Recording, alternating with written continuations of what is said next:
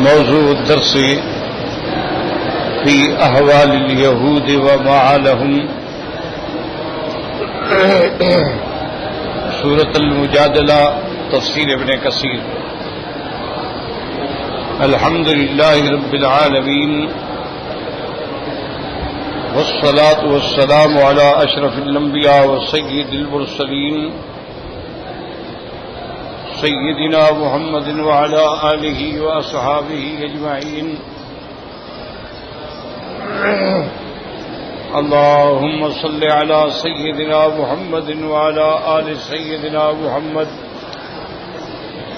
كما صليت على إبراهيم وعلى آل إبراهيم في العالمين إنك حميد مجيد.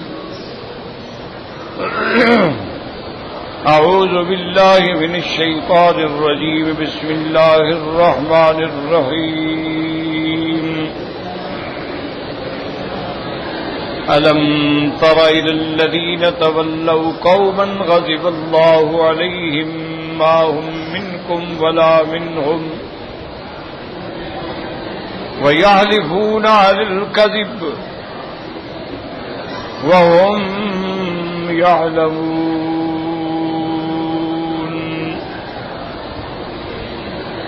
أعد الله لهم عذابا شديدا إنهم ساء ما كانوا يعملون.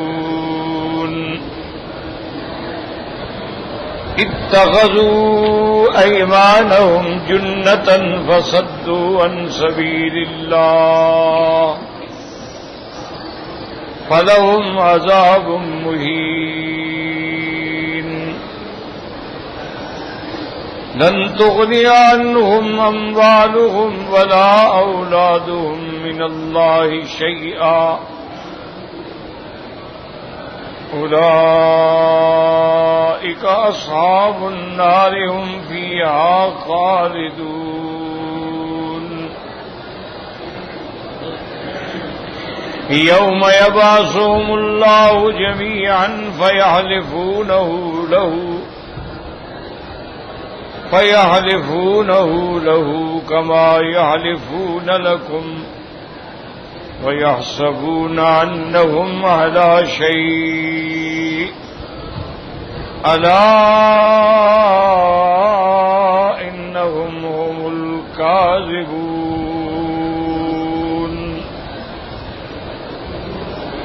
استحوذ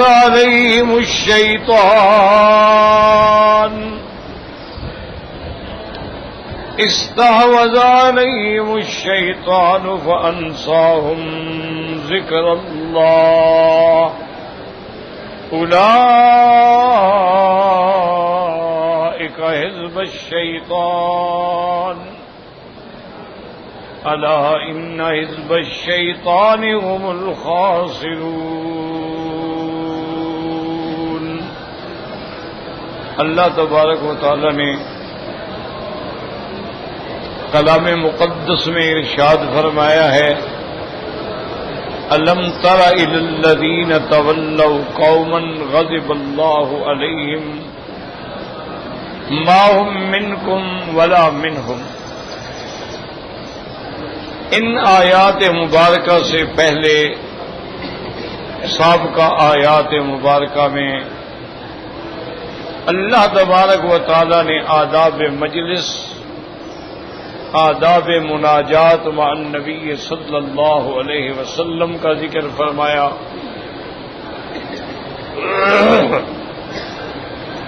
اللہ تبارک و تعالی نے پھر ان لوگوں کا رد فرمایا جو سرکار دو عالم کی شان میں کوتاہی کرتے ہیں، کمی کرتے ہیں اور خطاب میں آپ کا صحیح معنی میں حق ادا نہیں کرتے ہیں.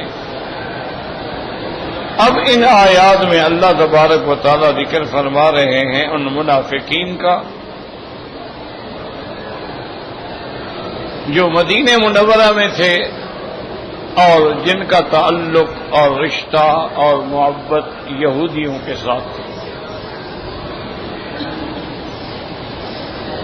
اسی طرح آپ ان باتوں کو بھی دماغ میں رکھ لیں کہ جب بعثت بھی ہوئی ہے، جب حضور پہ نبوت آئی، رسالت آئی، وحی آیا، تو سب سے پہلے جو حضور کے مخالف ہیں وہ مشرکین ہیں، مکہ کے مشرکین تھے، لیکن کھلے ہوئے دشمن تھے، کافر ہیں بس، دشمن ہیں دشمن۔ پھر میرے آقا رحمت دو جہاں صلی اللہ علیہ وسلم نے جب ہجرت فرمائی، مدینہ منورہ تشریف لے گئے، اللہ نے اسلام کو قوت دی، طاقت دی، اسلام کو اللہ نے غلبہ دیا، استقرار ہوا، اور بدر میں اللہ نے مسلمانوں کو عظیم الشان فتح عطا فرمائی، اور مشرکین مکہ کی کمر ٹوٹ گئی، ان کے 70 قتل ہو گئے اور 70 قید ہو گئے۔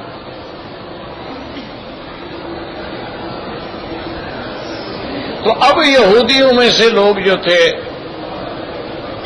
اور ان کے علاوہ بھی جو لوگ تھے جن کے دلوں میں صحیح ایمان نہیں تھا، انہوں نے یہ سوچا کہ بھئی اب معلوم یہ ہوتا ہے کہ اسلام غالب آ رہا ہے،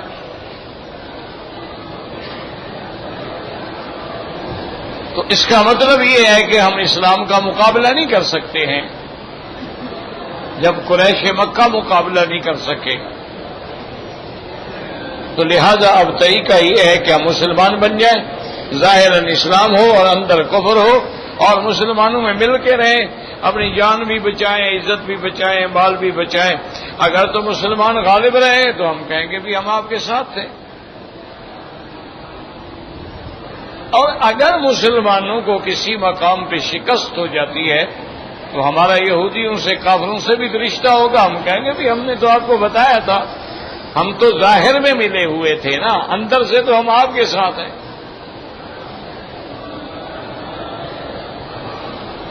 یہ تھے منافق، اسی کو اللہ نے قرآن پاک میں کئی مقامات پہ ذکر فرمایا ہے، اذا لقوا الذین آمنوا قالوا آمنا وَإِذَا خَلَوْا إِلَىٰ شَيَاطِینِهِمْ قَالُوا إِنَّا مَعَكُمْ إِنَّمَا نَحْنُ مُسْتَهْزِئُونَ۔ جب مومنوں کو ملتے ہیں کہتے ہیں مسلمان ہیں، جب واپس آتے ہیں کافروں کے بعد کہتے ہیں کمال ہے یار، ہم تو ان کے ساتھ ایسے ٹھٹا مخول کریں، ہم تو تمہارے ساتھ ہیں۔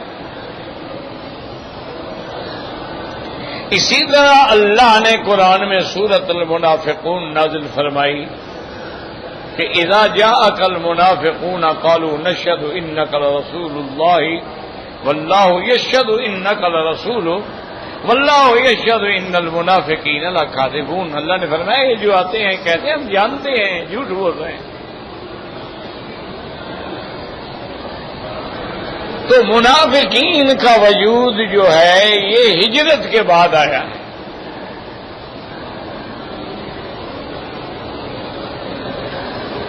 اور پھر یہ بھی یاد رکھیں کہ تاریخ اسلام گواہ ہے کہ جتنا اسلام کو اور مسلمانوں کو نقصان منافقوں نے دیا ہے، کافروں نے اتنا نقصان نہیں دیا ہے۔ کافر کھلا دشمن ہے، آدمی کھلے دشمن سے تو پھر مقابلہ کرتا ہے، جو چھپا ہوا دشمن اس کا کیا کرے؟ جو دوست بن کے خنجر گھونپ دے، مسلمان بن کے حملے کر دے، اس کا آدمی کیسے پتہ لگائے؟ تو اس لیے یاد رکھیں کہ اللہ نے بھی فرمایا ان المنافقین فی الدرک الاسفل من النار، قیامت میں ہم ان کو سب سے زیادہ عذاب دیں۔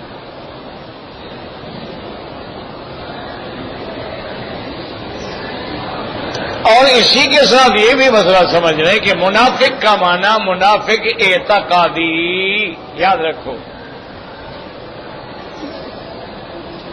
منافق اعتقادی کا معنی یہ ہے کہ ظاہراً کہتا ہے کہ میں مسلمان ہوں لیکن اندر کافر ہے۔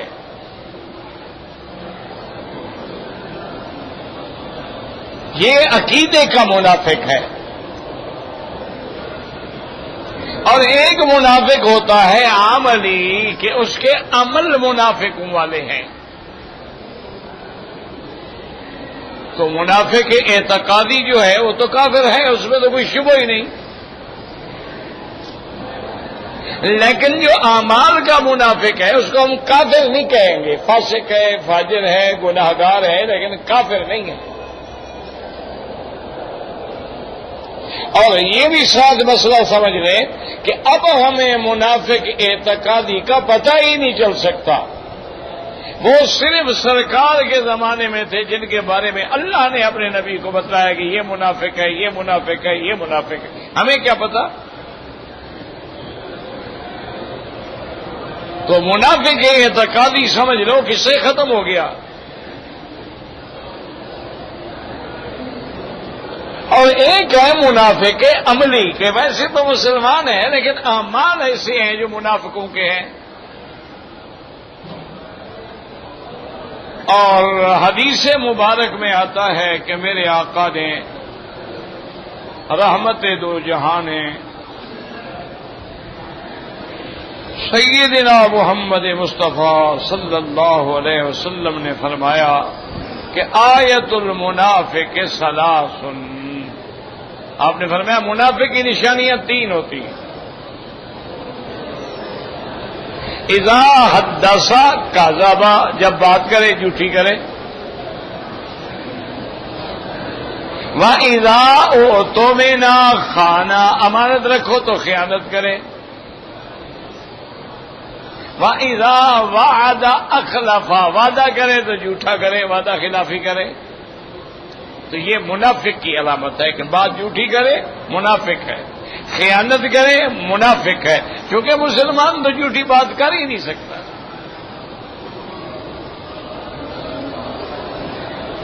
وہ تاریخ میں آتا ہے، بزرگوں نے کتابوں میں لکھا ہے، ایک دیوبند میں استاد تھے، بزرگ تھے، اللہ کی شان یہ ہے کہ وہ بیچارے نابینا تھے اور بچوں کو قرآن پڑھاتے تھے، بہت بڑے اللہ والے تھے۔ اس دور میں گھڑیاں تو تھی نہیں،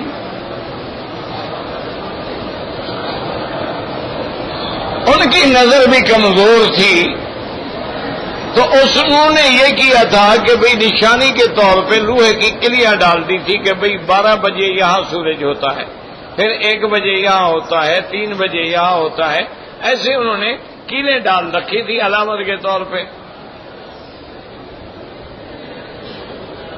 اب 12 بج گئے بھئی چھٹی،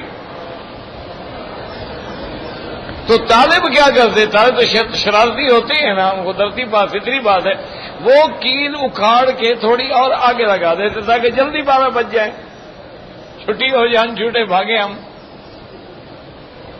اور حضرت کی خدمت میں آگے کہ استاد دیکھیں جی وہ تو وہ آپ کی وہ کیل پہ سایہ پہنچ گیا، 12 بج گیا، اچھا بھائی چلو بھائی چھٹی۔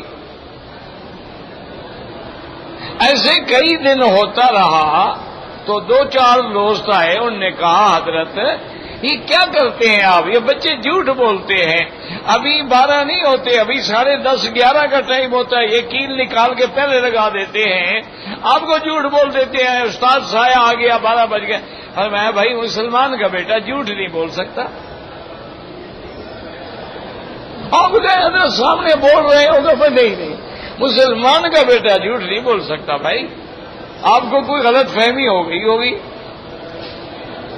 یعنی کتنا ایمان ہوگا تو مسلمان ہو، مسلمان کا بیٹا اور جھوٹ بولے یہ ہو ہی نہیں سکتا۔ اور آج جو سب سے بڑا جھوٹا ہو، سب سے بڑا منافق ہو، وہ سب سے بڑا لیڈر، کیونکہ سچے کو تو کوئی ووٹ دے گا ہی نہیں، کون دے گا جناب بتائیں آپ؟ کوئی صحیح آدمی ہو، عالم ہو، دیانتدار ہو، اور صحیح معنی میں ملک و ملت کا خیر خواہ، کون پوچھتا ہے اس کو؟ جوتیاں چٹکاتا رہے گا ساری زندگی۔ اور جو جھوٹ بول کے جناب ایسے نہریں جاری کر دیں تیرے سامنے، اسی کو سب دیں گے۔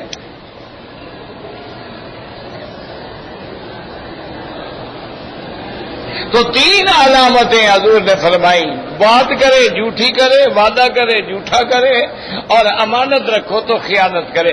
ایک اور حدیث میں بھی حضور نے 4تھی علامت بھی بیان فرمائی، فرمایا اذا خاصم فجرا، کہ جب کوئی جھگڑا ہو جائے تو گالیاں بکے منہ سے، گندی گالیاں دے۔ یہ بھی منافق کی علامت ہے کہ المؤمن لا يكون فاحشا ولا متفحشا ولا بذيء، حضور نے فرمایا مومن کبھی فحش گو نہیں ہو سکتا۔ مومن کی زبان سے گندی بات کیسے نکل سکتی ہے؟ مومن کبھی لغو بات نہیں کرتا، مومن کبھی گری ہوئی بات نہیں کرتا۔ تو اب اگر یہ علامات پائی جائے گی، منافق تو ہے لیکن منافق عملی ہے، منافق اعتقادی نہیں ہے۔ منافق عملی جو ہوتا ہے اس کو آپ یہ کہہ سکتے ہیں گناہگار ہے، فاسق ہے، فاجر ہے، جھوٹ بول رہا ہے اور اللہ نے جھوٹے پہ لعنت بھیجی ہے، لعنت اللہ علی الکاذبین، ظلم کر رہا ہے، اللہ نے لعنت بھیجی ہے، لعنت اللہ علی الظالمین، لیکن کافر نہیں کہیں گے ہم۔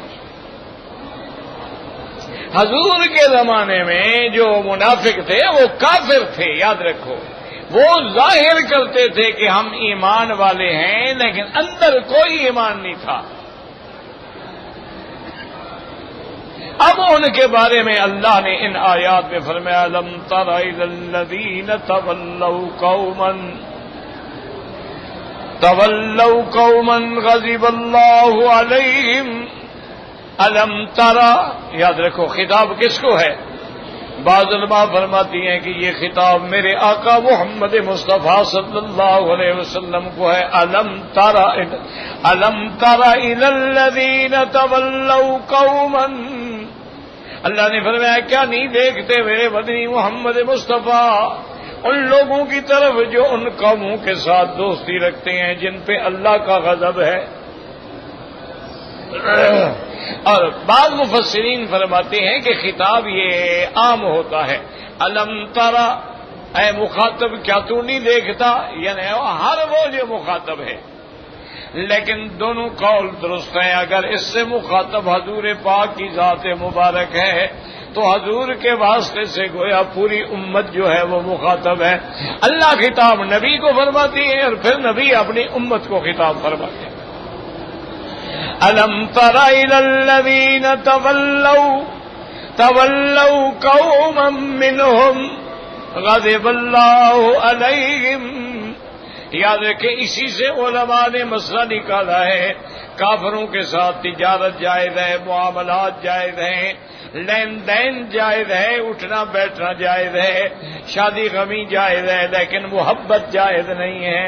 یاد رکھیں لا تتخذوا اليهود والنصارى اولیاء بعضهم اولیاء بعض، اللہ نے فرمایا میرا مدنی یہود و نصارہ کو کبھی دوست نہ بنائیں، یہ ایک دوسرے کے تو دوست ہیں لیکن آپ کے دوست نہیں بن سکتے، آپ کے دشمن ہیں۔ حالانکہ دیکھو یہودیوں اور نصارہ کے عقیدے میں آسمان اور زمین کا فرق ہے، یعنی عیسائیوں کا عقیدہ ہے کہ عیسیٰ خدا ہے یا خدا کا بیٹا ہے یا ثالث و ثلاثہ ہے، اور یہودی کہتے ہیں نعوذ باللہ عیسیٰ علیہ السلام تو حلال کی اولاد ہی نہیں ہے، وہ تو یوسف نجار کا بیٹا ہے۔ وہ کہتے ہیں یہ تو بی بی مریم نے ڈرامہ بنایا تھا اپنے اوپر پردہ ڈالنے کے لیے کہ فرشتہ آیا تھا اور مجھے حمل ہو گیا اور بچہ بغیر باپ کے پیدا ہونے، تو سارا ڈرامہ بنایا تھا اس نے، نعوذ باللہ ثم نعوذ باللہ ثم۔ اب دیکھیں درمیان میں کتنا فرق ہے، لیکن ایک دوسرے کے دوست ہیں۔ جب مسلمانوں کا مقابلہ ہو یہودی نصرانی ایک ہے، مسلمانوں کا مقابلہ ہو یہود ہے حنود ہے، اگر کافر یعنی شرق میں ہے، غرب میں ہے، شمال میں ہے، جنوب میں ہے، ملت واحدہ، کافر ایک ہے۔ اور بدقسمتی یہ ہے کہ آج کفر ایک ہے اور مسلمان جو ہے وہ فرقوں میں بٹ گیا ہے، یہ امت روایات میں کھو گئی۔ ہر ہمارے جماعت کی مسجدیں بھی اپنی ہیں، مولوی بھی اپنے ہیں، لباس بھی اپنے ہیں، طرز انداز بھی اپنے ہیں، رسومات بھی اپنے ہیں، عادات بھی اپنے ہیں، اور ایک دوسرے کو کافر، مرتد اور واجب القتل سمجھتے ہیں۔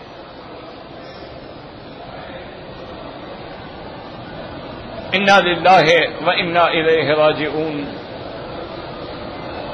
ہماری بدقسمتی ہے، کفر ایک ہے اور مسلمان ہر جگہ سر پھٹبل ہے، لڑائی ہے۔ کفر ایک ہے اور ہر جگہ بکنے والا مسلمان ہے۔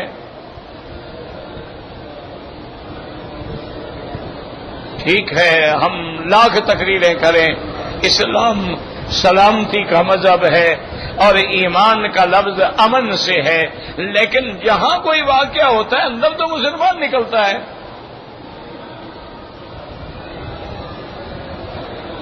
تو ہم لاکھ تقریریں کرتے پھریں، ہماری تقریروں سے کیا ہوگا؟ بھئی جہاں بھی کوئی واقعہ ہے، مسجد میں بم پھٹ گیا، امام باڑے میں بم پھٹ گیا، سڑکوں پہ بم پھٹ گئے، پارکوں میں بم پھٹ گئے، ہسپتالوں میں بم پھٹ گئے، جب پکڑے گئے کون ہے؟ کوئی ہندو تھا؟ سکھ تھا؟ کوئی یہودی تھا؟ نصرانی تھا؟ ٹھیک ہے، ان کے پیچھے یہودی تھا، ان کے پیچھے یہود ہے، ان کے پیچھے ہنود ہے، ان کے پیچھے کفار ہیں، لیکن انہوں نے خریدا کس کو ہے؟ استعمال کس کو کیا ہے؟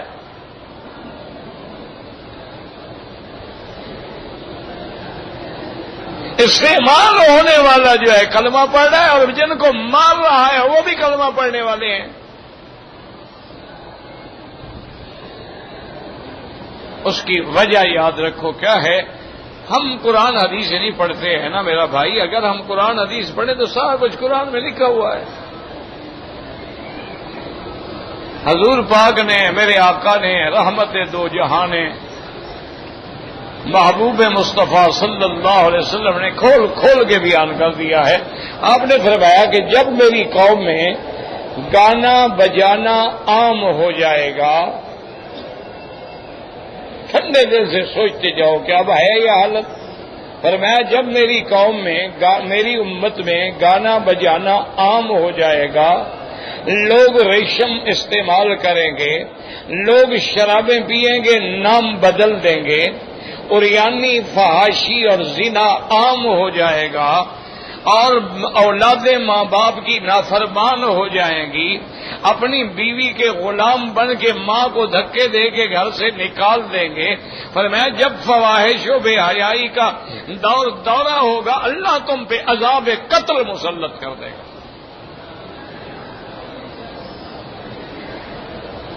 آج آپ صبح کو اخبار پڑھنا شروع کریں، کیا خبر ہوگی؟ یہاں 2 قتل ہو گئے، یہاں 2 کو گولی لگ گئی، یہاں مقابلے میں مارے گئے، یہاں گاڑی کھائی میں گر گئی، یہاں پل ٹوٹ گیا، یہ مر گیا، یہ مر گیا، یہ مر گیا، یہ مر گیا، بس یہ۔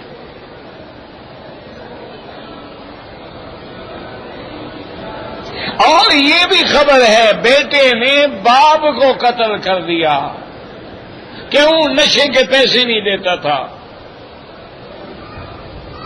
بیٹے نے ماں کو قتل کر دیا۔ اور یہ تو عام ہے نا کہ بھائی اپنی بہن کا دلال ہے، خاوند اپنی بیوی کی عزت و عصمت بیچتا ہے، رات کو کوٹھیوں پہ پہنچاتا ہے اور صبح لے جاتا ہے۔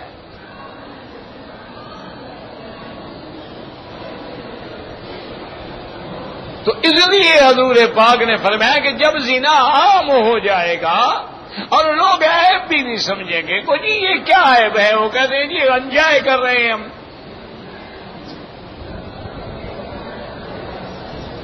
وہ کہتے ہیں عیب تو تب ہے نا جب زبردستی ہو، ہم راضی ہیں، خوشی سے انجوائے کر رہے ہیں۔ یہ مولوی تو بڑے سڑیل ہیں، تنگ دل ہیں، یہ تو عورتوں کو بس جناب انہوں نے گھروں میں بند کر کے رکھا ہے، باہر نکلیں تو ایک ایسا ٹوپی نما برقع اڑاتے ہیں کہ وہ ہیلی کاپٹر بن جاتی ہے۔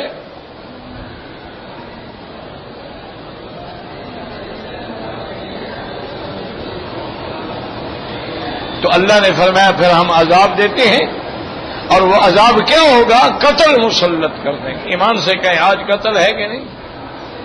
اگلی بات سنیں میرے مدنی ماں کو، فرمایا کہ لا یدر القاتل ولا المقتول، فرمایا ایسا وقت آ جائے گا قاتل کو پتہ نہیں ہوگا میں قتل کیوں کر رہا ہوں، اور مقتول کو پتہ نہیں ہوگا بھی میرا کیا گناہ ہے کہ مجھے مار دیا۔ ایمان سے کہیں آج یہی حال ہے کہ نہیں؟ مارنے والے کو کوئی غرض نہیں، اس کو تو پیسے ملے ہیں، اس کو کوئی نہیں کون مرتا ہے، مولوی مرتا ہے، طالب مرتا ہے، سنی مرتا ہے، بریلوی مرتا ہے، دیوبندی، اس کو تو فتنہ کرانا ہے نا، فساد کرانا ہے، اس کو کوئی پتہ۔ اچھا اور جو بیچارے جا رہے تھے اسٹیشن پہ بیٹھے ہیں، سڑک پہ جا رہے ہیں، گاڑی میں جا رہے ہیں، اور نیچے جناب بارود پھنسا ہوا اڑ گئے، ان کو پتہ ہی نہیں کہ ہمیں کون مار رہا ہے۔ تو حضور پاک کا فرمان بالکل کہ لا یدر القاتل، کہ قاتل کو بھی پتہ نہیں ہوگا اور مقتول کو بھی پتہ نہیں ہوگا۔ اور ساتھ میں عرض کر دوں علاج کیا ہے؟ بیماری تو بتا دی نا کہ جناب اس کو ٹی بی ہے، اس کو جناب ہائپرٹائٹس سی ہے، لیکن علاج کیا ہے؟ حضور نے فرمایا علاج بڑا آسان ہے، فرمایا انیبو الی اللہ، اللہ کی طرف لوٹو، توبہ کرو، گر جاؤ دروازے پہ۔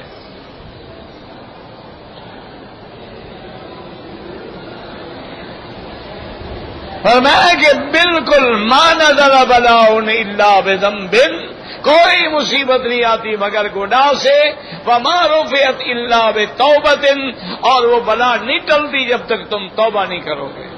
اب گناہ چونکہ اجتماعی ہے، اب چاہیے یہ ہے کہ تمام علماء بریلوی ہیں، دیوبندی ہیں، شیعہ ہیں، جو بھی ہیں، اپنے اپنے حلقوں کو نکالیں اور سڑکوں پہ آ کے 2 رکعت توبہ کی نماز پڑھیں اور سارے سجدے میں گر جائیں اور توبہ کریں کہ یا اللہ ہم پر رحم فرما اور ہمیں اس عذاب سے نجات عطا فرما۔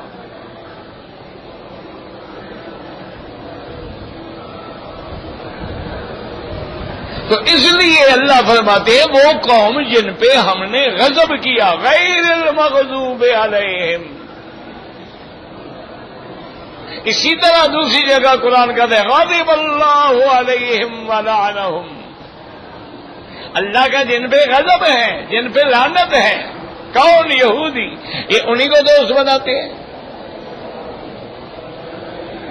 تو اس کا نتیجہ کیا ہوگا اللہ نے وہ بھی بتلا دیا، فرمایا میرا محبوب آپ یہ بھی جان لیں ما ہم منکم ولا منہم، یہ منافق جو ہیں نہ تمہارے ہیں نہ ان کے ہیں، یہ مذبذبین بین ذالک لا الہ ہؤلاء ولا الہ ہؤلاء، تمہیں آگے کہتے ہیں تمہارے ہیں، انہیں کہتے ہیں تمہارے ہیں، اصل میں نہ تمہارے ہیں نہ ان کے ہیں، یہ دھوبی کا کتا ہے، نہ گھر کا ہے نہ گھاٹ کا ہے۔ ما ہم منکم ولا منہم ویحلفون علی اللہ الکذب وہم یعلمون، اللہ نے فرمایا میرا مدنی اور یہ قسمیں کھاتے ہیں منافقین، یہ قسمیں کھاتی ہیں مسلمانوں کو جب ملتے ہیں کہ خدا کی قسم ہے مسلمان ہیں، یا محمد مصطفیٰ اللہ کی قسم ہے ہم آپ کے غلام ہیں، اللہ نے فرمایا قسمیں کھا رہے ہیں، ان کو پتہ ہے کہ ہم جھوٹی قسمیں کھا رہے ہیں۔ یحلفون علی اللہ الکذب،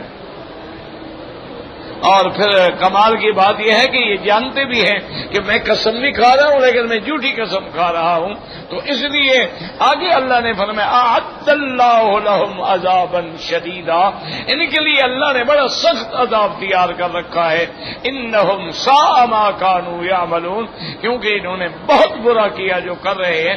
تو بعض علماء کہتے ہیں اس آیت سے بھی عذاب قبر ہے، اعد اللہ لہم عذابا شدیدا، یہ عذاب قبر ہے۔ اگلی آیت میں جو عذاب مہین ہے وہ عذاب آخرت ہے، جیسے کہ اللہ نے فرعون کے بارے میں فرمایا تھا کہ جب اللہ نے ان کو غرق کیا اغرقوا فادخلوا نارا، ادھر غرق ہوئے ادھر جہنم کی آگ میں آ گئے، وہ عذاب قبر ہے۔ اور قیامت جب ہوگی یوم تقوم الساعۃ ادخلوا آل فرعون اشد العذاب، وہ آخرت کا عذاب ہوگا، تو لہذا عذاب قبر بھی حق ہے، عذاب آخرت بھی حق ہے، لا ينکرھا الا ضال او مضل، یعنی تمام ائمہ اربعہ کا اتفاق ہے کہ عذاب قبر قرآن سے بھی ثابت ہے، حدیث سے بھی ثابت ہے، اور اس کے انکار کرنے والا جو ہے وہ گمراہ ہے۔ اللہ تبارک و تعالی ہمیں عذاب قبر سے بھی بچا۔ اللہم انا نعوذ بک من الکفر والفقر، اللہم انا نعوذ بک من عذاب القبر لا الہ الا انت، اللہم انا نعوذ بک عن جہد البلاء ودرک الشقاء وسوء القضاء وشماتة الاعداء، اللہم اشفنا واشف مرضانا ومرضى من اوصانا واستوصانا ومرضى المسلمین۔ بھائی میں نے کئی دفعہ عرض کیا ہے کہ جہاں جہاں تک حدود حرم ہے، یعنی مکہ پورا شہر جو ہے حرم ہے، ہر جگہ ایک کا ثواب 1,00,000 ہوگا۔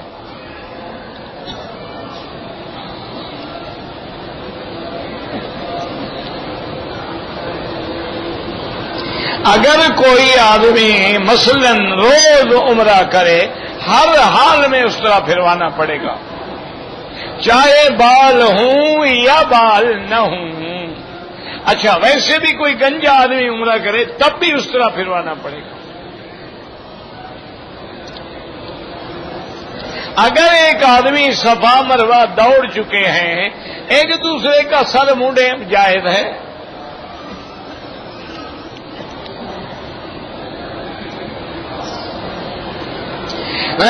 میری دعا ان بندوں کے واسطے سے، بھائی جب اللہ کہتا ہے مجھ سے براہ راست مانگو تو تم کیوں شارٹ کٹ ڈھونڈتے ہو؟ اللہ نے کہا ہے ادعونی، مجھ سے مانگو۔ اذا سألک عبادی انی فانی قریب، اللہ فرماتے ہیں میں تیری شارک سے بھی نیڑے ہوں، میرے لیے تمہیں سیڑھیاں ڈھونڈنے کی کیا ضرورت ہے؟ سیڑھیاں تو وہاں ڈھونڈی جاتی ہیں جہاں کوئی راستہ ہی نہ ہو، وسیلہ تو وہاں پکڑا جائے گا جہاں جس کو ملنا ہے واسطہ نہیں ہے۔ تو جو خود کہے کہ جی مانگو اور کہے نہ مانگو تو میں ناراض ہو جاؤں گا، اس سے پھر واسطے ڈھونڈنے کی کوئی ضرورت ہے؟ عادت ہو گئی ہے نا جی، ہم ہر کام میں اصل میں شارٹ کٹ ڈھونڈتے ہیں کہ تیسرے دن کل کر دے مردہ بخشا گیا، ماشاء اللہ، دیکھا نا جان چھوٹی، نماز پڑھے نہ پڑھے کل شریف میں چاول اچھے پکا دو۔ اچھا اگر کوئی گناہ زیادہ ہے تو مولوی تکڑا ہے 7 جمعراتوں میں تو بخشوا ہی دے گا نا۔ اگر 7 جمعراتیں میں کام نہ بنا 40ویں والے دن تو پکا کام ہو جائے گا نا، تو بس نہ نماز ہے نہ روزہ ہے یا کل ہے یا جمعراتیں ہیں یا 40واں ہے یا نظر ہے یا نیاز ہے یا چادریں چڑھانی ہے یا اتارنی ہے یا عرس ہے یا میلاد ہے، دین اسی کا نام، یہی نبی پاک لے کے آئے تھے۔ اور میرے مدنی پاک نے 13 سال مکے میں یہی دین پھیلایا تھا، سب کو پتا ہے، لیکن عادت ہے، رواج ہے، ہو گیا، نہیں چھوڑیں گے، کیا کریں جی، جانتے ہیں بدعت ہے، لیکن دادی نہیں مانتے۔ قبر میں دادی چھڑوائے گی، انشاءاللہ پتہ لگ جائے گا دادی خود کدھر ہے۔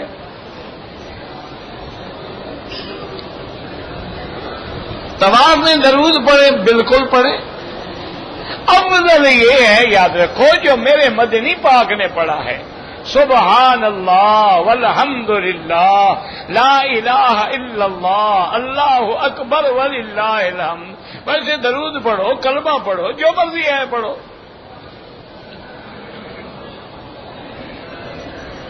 عورت رفع یدین کرنا چاہتی ہے، مرد نہیں کرتا ہے، دونوں کی نماز ٹھیک ہے، لڑتے کیوں ہو؟ وہ کرتی رہے تم نہ کرو۔ میرا بھائی بات یہ ہے کہ یہ تو بلا وجہ کی لڑائیاں ہیں، مسئلہ تو اعلیٰ اولا افضل غیر افضل کا ہے،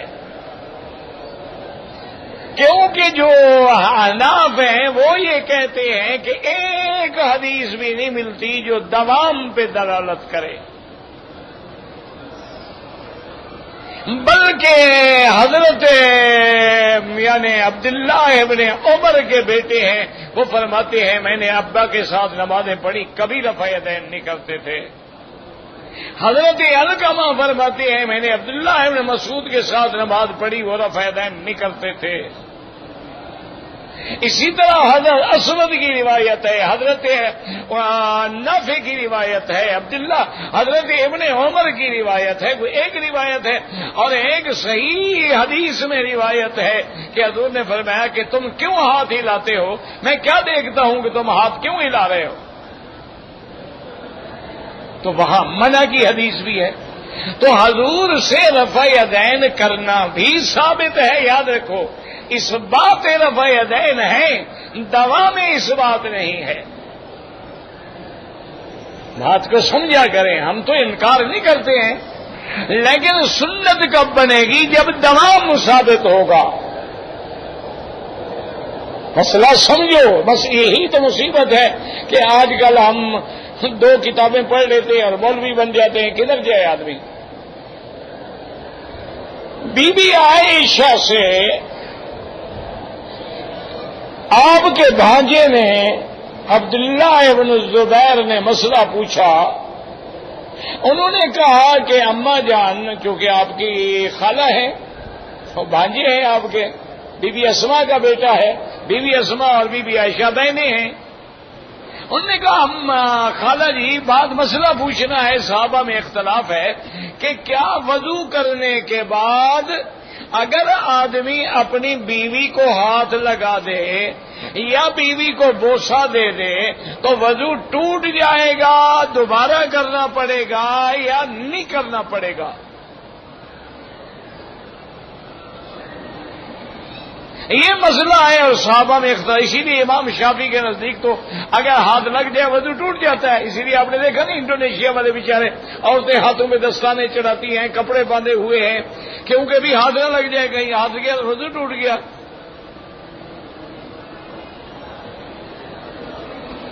تو بی بی عائشہ نے فرمایا، صحیح حدیث ہے، کان یقبل بعض نسائہ ثم لم یتوضا، فرمایا میرے بیٹے حضور کبھی کبھی اپنی بعض بیویوں کو وضو کے بعد بوسہ دیتے تھے اور وضو نہیں فرماتے تھے۔ معلوم ہوا کہ وضو نہیں ٹوٹتا ہے۔ بس سمجھ آ گیا کہ نہیں؟ اچھا، عبداللہ بن زبیر بھی بچے تھے نا، تو ہنس پڑے۔ انہوں نے کہا بی بی عائشہ آپ جو کہہ رہی ہیں بعض نسائی، بعض عورتوں کو معلوم ہوتا ہے تم ہوگی، تمہیں بوسہ دیا ہوگا۔ فضائقت عائشہ، ہنس پڑی، خالہ بھانجے تھے۔ تو اب مسئلہ کیا نکلا کہ حضور نے بوسہ دیا اور وضو ٹوٹا نہیں ٹوٹا؟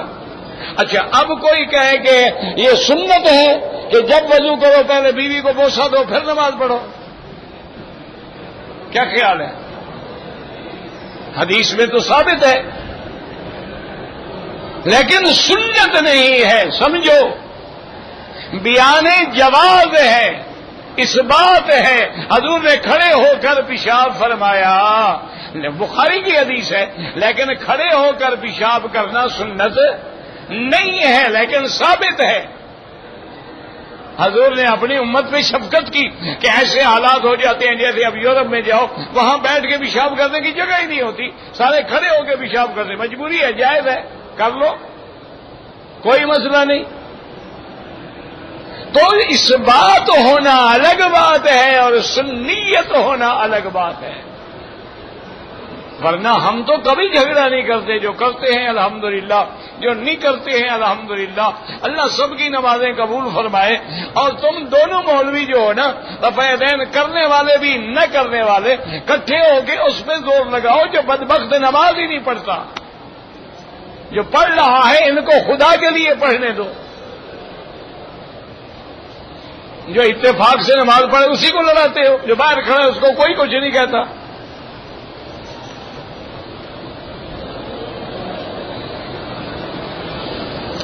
اگر احرام باندھنے کے بعد 2 رکعت میں نے نفل پڑھ لی ایک آدمی نے عطر لگا، تم نے نیت کی تھی یا نہیں کی تھی؟ 2 رکعت کی کوئی بات نہیں، 2 رکعت تو نہ بھی پڑھو تو نیت ہو سکتی ہے۔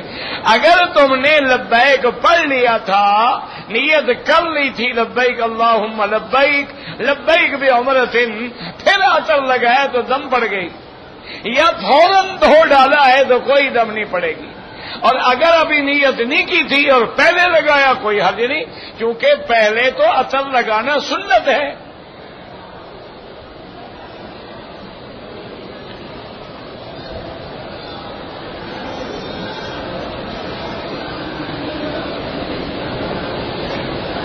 اگر ایک آدمی نے صفا مروہ دوڑ لیا، حلق نہیں کرایا، کپڑے پہن لیے، لیکن جلدی یاد آیا اور سر منڈا لیا تو کوئی دم نہیں۔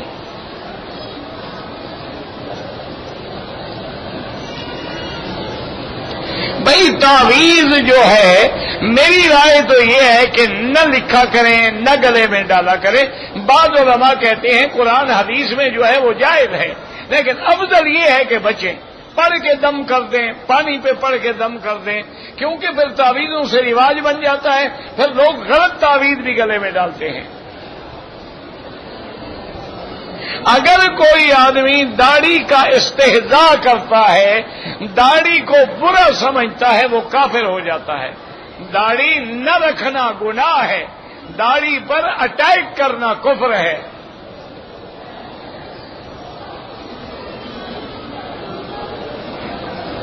اللہ کے نبی کا گستاخ مرتد ہے، زندیق ہے۔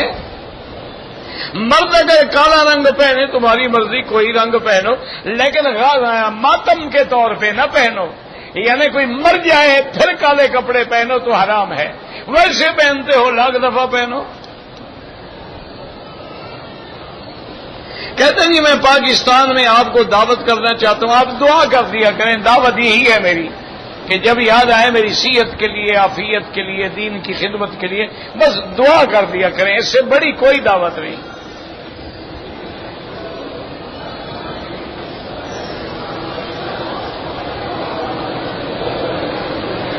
میں نے خواب میں ایک لڑکی دیکھی، چلو اچھا ہے، خواب میں تو دیکھ لی نا،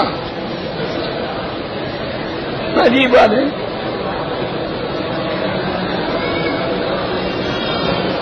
عذاب قبر جو ہے یاد رکھو روح کو ہوتا ہے، لیکن جسم متاثر ہوتا ہے۔ جیسے دنیا میں عذاب جسم پہ ہوتا ہے، روح متاثر ہوتا ہے، جسم نظر آتا ہے، روح نظر نہیں آتا۔ اسی طرح عذاب قبر بھی روح پہ ہوگا، لیکن جسم کا تعلق ہوگا چاہے نظر نہ آئے۔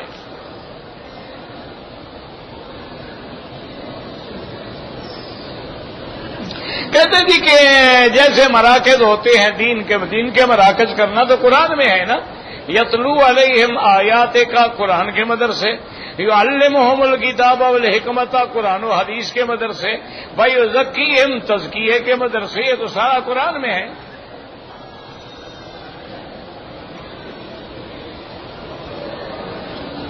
اگر کوئی فوت ہو جائے بالکل جائیں، تعزیت کریں، عظم اللہ اجرکم، انا للہ و انا الیہ راجعون، 3 دن کے لیے، 3 دن کے بعد نہیں ہوتا۔ شادی کے موقع پر کیا جائز ہے کیا ناجائز ہے؟ شادی جائز ہے، ولیمہ جائز ہے، باقی گانا بجانا حرام ہے۔ جو لوگ صفا مروہ میں کھڑے ہو جاتے ہیں نماز میں، اگر اگلی صفیں نظر آ رہی ہے تو نماز ہو جاتی ہے۔ میرا ایک بیٹا حافظ قرآن ہے، نماز نہیں پڑھتا، اللہ والوں کی صحبت میں لگاؤ اس کو، تم کہو گے ضد کرے گا، اس کو اچھے صالحین کی صحبت میں لگا دو۔ اللہ ہر بیمار کو شفا عطا فرما۔ بیت اللہ کو ماں سوا حجر اسود کے چومنا ناجائز ہے۔ ایک آدمی نے اپنی بیوی کو طلاق دے دی ہے، اب اس کے لیے عمرہ کر سکتے، اب کیا ہمدردی ہو گئی ہے جناب؟ طلاق دینے کے بعد ہمدردی آ گئی ہے، وہ تو اجنبی ہو گئی طلاق دینے کے بعد، اب کیا ہمدردی ہے؟ ہمدردی ہے دوبارہ نکاح کرو پہلے، پھر عمرہ طواف اکٹھے کر لینا۔ کہتے جی کہ عورتوں کے لیے ایک اور لاؤڈ سپیکر لگوائیں، دعا کریں اللہ حل کر دے گا۔ درس قرآن کے لیے آئیں تو سلام کہا کریں، میں تو روز کہتا ہوں اور تم نہ سنو تو میں کیا کروں؟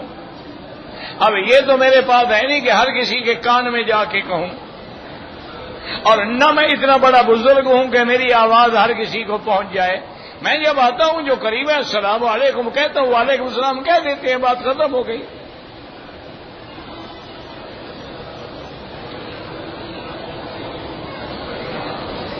اگر ہم نے عمرہ کیا ہے، احرام کھول کے کپڑے پہن لیے، رات پوری گزر گئی، بال بھی کٹوائیں، دم بھی ادا کریں،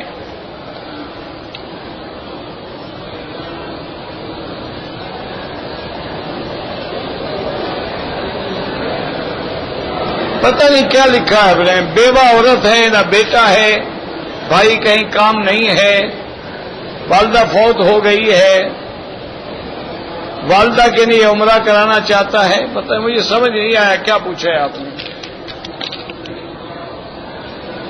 حالت احرام میں عورت دستانے نہیں پہن سکتی۔ حالت احرام میں عورت اگر آگے پی کیپ پہن لے تاکہ کپڑا ڈال دے وہ جائز ہے۔ رکن یمانی پہ موقع ملے ہاتھ لگائیں، نہ ملے چلے جائیں۔ لوگ جو کھجور دیتے ہیں بالکل کھا سکتے ہیں، زکوٰۃ نہیں ہوتی ہے۔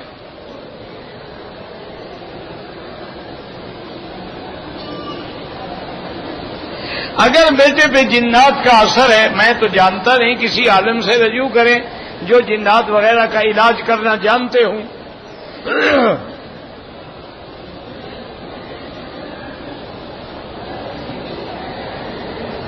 یہ تو ساری حدیث کی کتابوں میں ہے۔ اللہ کے راستے میں لازمی بات ہے، زیادہ ثواب ہوتا ہے۔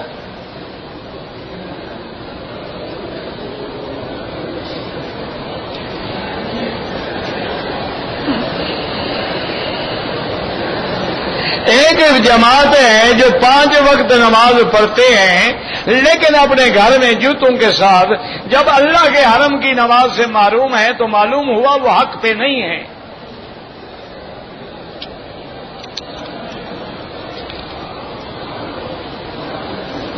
کہتے ہیں جی کہ ہم تیسری دفعہ عمرے میں آئے ہیں، جو جذبات ہمیں پہلے تھے اب نہیں ہیں، استغفار کرو، درود شریف پڑھو، علیحدہ بیٹھ کے ذرا فکر کرو اپنے گناہوں کے بارے میں۔ میرے ہاتھ پاؤں اور کمر کی ہڈیوں میں درد ہے، کوئی وظیفہ بتائے، مجھے وظیفہ آتا تو میں خود درد بھگتتا رہتا، مجھے تو خود آرتھرائٹس ہے دونوں گھٹنوں میں۔ بھائی مجھے تو کوئی وظیفہ، کوئی پیروں شیروں سے وظیفے پوچھے کرو، مجھے کیا، میں تو طالب العلم آدمی ہوں، نہ مجھے وظیفہ آتا ہے، نہ پیری فقیری، نہ بزرگی، نہ کوئی انتر منتر جنتر، بس قرآن پڑھنے پڑھانے کا دعا کرو، بس اللہ اسی کی خدمت لے لے۔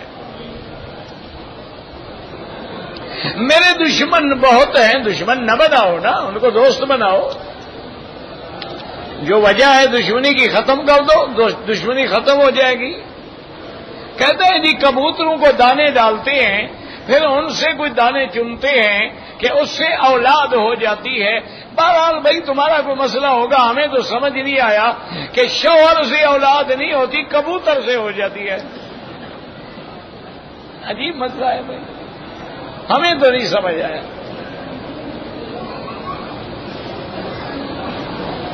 انا للہ و انا الیہ راجعون۔ اور کیا کر جاہل عقیدے، ہندو کی صحبت میں ہمارے مسلمانوں کے عقیدے اتنے برباد ہو گئے ہیں۔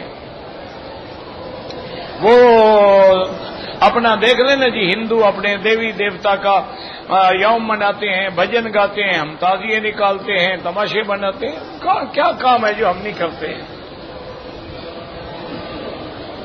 کہتے ہیں جی کہ میری چاچا کی لڑکی کی شادی کو 4 سال ہو گئے ہیں، اولاد نہیں ہوتی، میرا بھائی پہلے میاں بیوی دونوں کا میڈیکل چیک اپ کراؤ، پھر جس کے اندر نقص ہے علاج بھی کراؤ اور دعا بھی کرو۔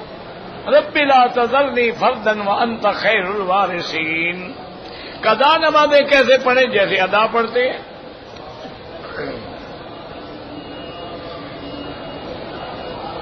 اگر طواف الوداع کر لیا، بعد میں ہمیں حرم میں رہنے کا موقع مل گیا، بالکل رہیں، نمازیں پڑھیں، طواف کریں۔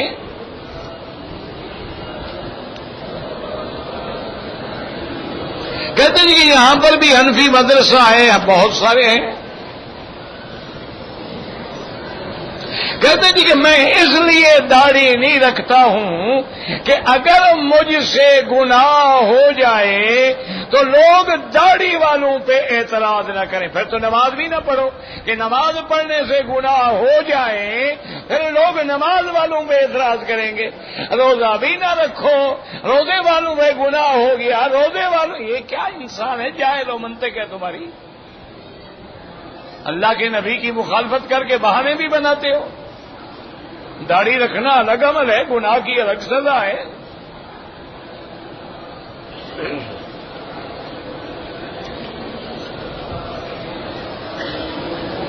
کہتے ہیں جی کہ بعض مولوی مجھے کہتے ہیں کہ فقہ حنفی کے مسئلے جو ہیں وہ حدیث کے مخالف ہوتے ہیں. ایسے 2-3 مسئلے ذرا لکھ کے لے آؤ کہ نمبر 1 یہ مسئلہ ہے حدیث کے مخالف ہے، نمبر 2 یہ مسئلہ حدیث کے مخالف ہے، نمبر 3 یہ کہنا نہیں نا، لکھ کے لے آؤ، ثابت کرو. اور جب فقہ حنفی کی کتاب دیکھو تو نزل الابرار ایک کتاب ہے، وہ بھی دیکھ لینا، دونوں کے مسئلے ذرا ملا لینا آپس میں، پھر تمہیں پتہ لگ جائے گا حدیث میں کیا ہے کیا نہیں ہے.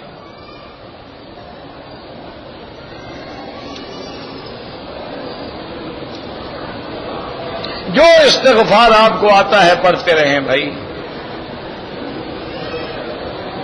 بابا یہاں پر حرم کی جماعت نہ چھوڑیں. ویسے حنفی حضرات کے نزدیک 2 مثل کے بعد عصر کا وقت ہوتا ہے، لیکن فتویٰ اسی پہ ہے کہ حرم کے ساتھ نماز پڑھیں. صلاۃ تسبیح جو ہے کہ نفل عبادت ہے، کرو کرو، نہ کرو نہ کرو. چاروں امام جو ہے طلاق کو طلاق سمجھتے ہیں، نکاح کو نکاح سمجھتے ہیں. یہ کیا ہے، کوئی مسئلہ ہے یا نہیں ہے؟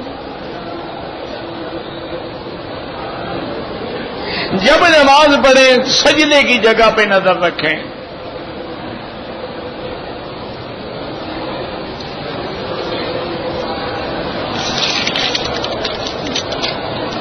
حدود حرم میں وضو ہو سکتا ہے، حدود حرم میں وضو نہ ہو تو نماز کیسے پڑھیں گے؟ سارا مکہ جو ہے تو کہاں باہر جائیں گے، عرفات جائیں گے وضو کرنے. عجیب آدمی ہے بھائی. مکروہ اوقات میں نماز نہ پڑھیں. اسی طرح فجر کے بعد، عصر کے بعد، جب تک کہ سورج نہ نکلے. اگر فرض نمازوں کے لیے ہم آ رہے ہیں، مثلا فجر کو آئے، 2 رکعت ہم نے سنت پڑھی، تحیت المسجد بھی اسی میں ہو گئی. پورے مکے کے اندر جو ہے یہ مسئلہ جو ہے نا جی، یہ تو میرے خیال میں دنیا بدل جائے تو ٹھیک ہوگا، ورنہ ان سے یہ ٹھیک نہیں ہو سکتا. لوگ چاند پہ پہنچ گئے، ان سے سپیکر کا مائکروفون کی تار ٹھیک نہیں ہوتی. بہرحال جی اللہ ہدایت ہے. ہمارے گناہ ہیں نا تبھی تو یہ ٹکرے ہیں. اگر صبح کی نماز کھڑی ہو جائے، افضل یہ ہے کہ نماز میں مل جائے اور 2 رکعت بعد میں پڑھ لیں. ہاں اگر آپ دور ہیں، مسجد کے باہر ہیں، نماز کھڑی ہو گئی، آپ کو یقین ہے کہ میں 2 رکعت پڑھ کے جماعت میں مل جاؤں گا، تو باہر پڑھ سکتے ہیں.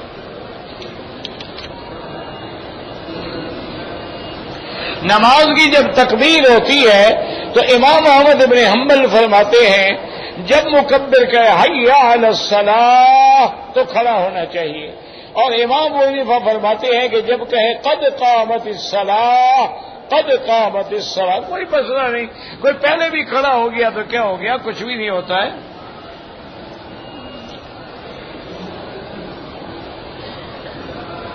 میری ساس اور میری بیوی پہ کسی نے جادو کیا ہے، اللہ عالم بابا مجھے خود کہتے ہیں آپ پہ جادو ہے، میں اپنا نہیں کر سکتا، تیرا کیا کروں گا. کوئی ڈھونڈو آدمی جو عامل ہو، مجھے تو نہیں پتا بھائی ان باتوں کا. والدین کے لیے بالکل عمرہ کرو.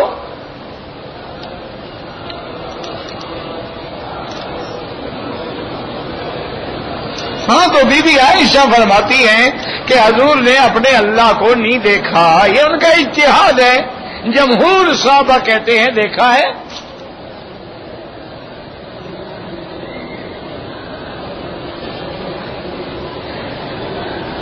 میں نے میری بیوی نے عمرہ پاکستان سے آئے، ظہر کی نماز کے بعد طواف کیا، صفا مروا نہیں گئے، نہ بال بنوائے۔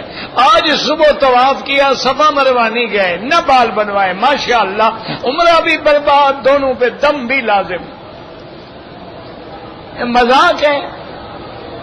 آ رہے ہو، طواف کیا پھر چلے گئے، پھر آ گئے، پھر طواف کیا پھر چلے گئے، کیا بنا ہے؟ کیا کرنے آئے تھے تم؟ عمرہ بھی کرو اور دم بھی ادا کرو۔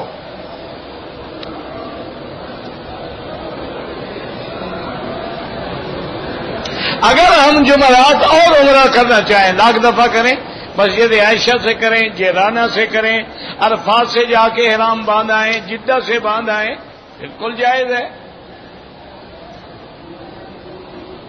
اگر حالت احرام میں مچھر مر جائے، جتنے حرم میں مچھر ہیں سارے مار دو، کچھ بھی نہیں ہوتا۔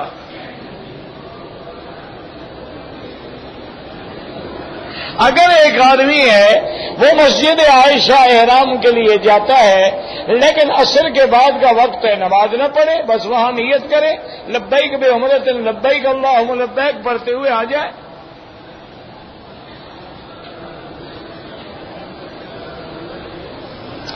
مدینہ منورہ سے بغیر عمرے کی نیت سے خانہ کعبہ میں نہیں آ سکتی۔ نیکی ہے یا تو واپس جا کے عمرہ کرے، ورنہ عمرہ مسجد عائشہ سے کرے اور دم ادا کرے۔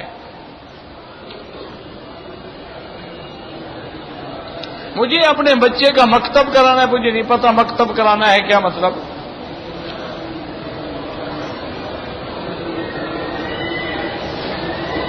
پتہ نہیں کیا لکھا ہے، سمجھ نہیں آیا۔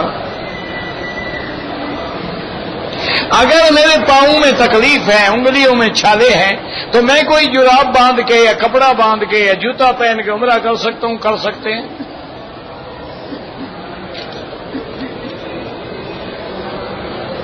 مسلمان لڑکی کی شادی غیر مسلم سے نہیں ہو سکتی، اسی لیے سنی کی شادی بھی شیعہ سے نہیں ہو سکتی۔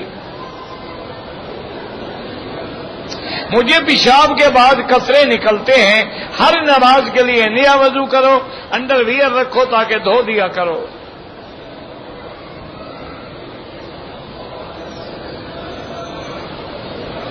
کہتے ہیں جی کے بعد مولوی صاحبان کہتے ہیں کہ تم جو مرضی آئے کرو جنت میں جاؤ گے۔ اللہ کہے گا میں تمہارے عمل نہیں دیکھتا، میں تو محمد مدنی کی یاری دیکھوں گا۔ تو پھر سارے صحابہ بلا وجہ عمل کرتے رہے، حضور بھی نمازیں پڑھ کے بلا وجہ پاؤں مبارک سوج گئے۔ ہر جگہ والذین آمنوا وعملوا الصالحات عملوا الصالحات عملوا الصالحات ایسے قرآن میں لکھ دیا گیا ہے۔ اب جاہلوں کا کیا علاج ہے؟ او یار کلام کرو، کیا ہے؟ کیا کون سا جواب نہیں آیا؟ تو بتایا ہے کہ پہن سکتے ہو، کوئی حرج نہیں، جہاں نیت کرو گے چادریں باندھنے سے کوئی حرج نہیں، کوئی مسئلہ نہیں۔ چادریں باندھنا تو احرام نہیں ہوتا، احرام نیت کا نام ہے۔ طواف کے 7 چکروں میں ربنا آتنا پڑھنا سنت ہے، افضل ہے، نہ پڑھو کوئی بات نہیں۔ یاد رکھو کہ طواف میں افضل یہ ہے کہ حجر اسود سے شروع کریں، بسم اللہ اللہ اکبر وللہ الحمد، اس کے بعد سبحان اللہ والحمد للہ لا الہ الا اللہ واللہ اکبر وللہ الحمد۔ جب رکن یمانی پہ آئیں بسم اللہ اللہ اکبر، اور اس کے بعد اللہم انی اسألک العفو والعافیہ، ربنا آتنا فی الدنیا حسنۃ وفی الآخرۃ حسنۃ وقنا عذاب النار، ہر چکر میں یہ پڑھیں۔ اگر نہ پڑھیں تو یاد رکھو مسئلہ سمجھ لو، اللہ نے فرمایا میرے بندے میں تو اتنا میرا مہربان ہوں، میں نے طواف چکروں کا نام رکھا ہے، وظیفے کا نام نہیں رکھا ہے۔ تو 7 چکر لگانا تیرا کام، قبول کرنا میرا کام۔ ربنا تقبل منا انک انت السمیع العلیم وتب علینا انک انت التواب الرحیم۔ دعا سیدھی اللہ سے مانگیں، یہ ہو چکا ہے یار، قرآن کا واسطہ فلاں کا واسطہ۔ انسان کو دعا مانگتے وقت شیطان روتا ہے، اللہ کو پتہ، میں نے دیکھا ہے۔